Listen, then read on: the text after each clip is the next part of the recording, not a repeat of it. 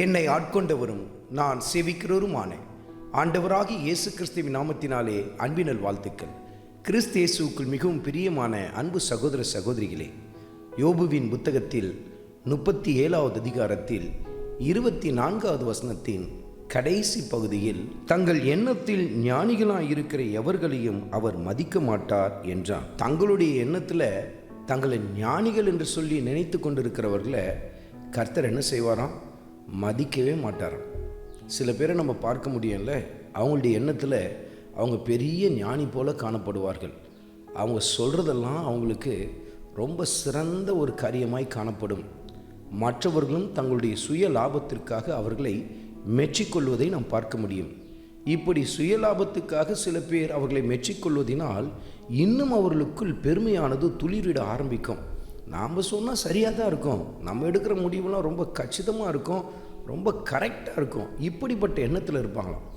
இப்படிப்பட்ட எண்ணத்தில் இருக்கிறவர்கள் அவர்கள் தங்களை ரொம்ப மேன்மையானவங்களாக பார்த்து கொண்டிருக்கலாம், அல்லது மற்றவர்களும் தங்கள் சுய லாபத்திற்காக அவர்களை முகஸ்துதி செய்யும்படிக்கு மேன்மைப்படுத்தி கொண்டிருக்கலாம். ஆனால் கர்த்தருடைய வார்த்தையில் எழுதப்பட்டிருக்கிறது, தங்கள் எண்ணத்தில் ஞானியாயிருக்கிற எவர்களையும் அவர் மதிக்க மாட்டார் என்று சொல்லி எழுதப்பட்டிருக்கிறது. பாருங்கள், அருமையான மகனே, அருமையான மகளே, நான் என்ன ஞானி நினைக்கிறதுனால நான் ஞானியாக மாறிட முடியாது. நீங்கள் உங்களை ஞானி நினைக்கிறதுனால நீங்கள் ஞானியாக மாறிட முடியாது.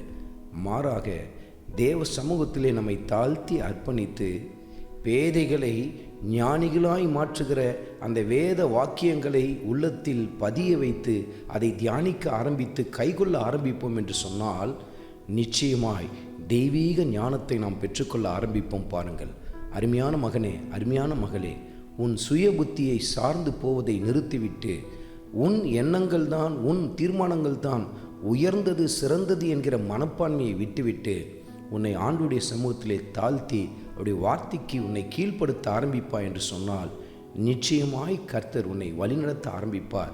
நீ எடுக்கிற முடிவுகள் தேவ சித்தத்துக்கு ஏற்றவைகளா என்பதை தேவ சமூகத்திலே நிதானித்து பார்க்க ஆரம்பி.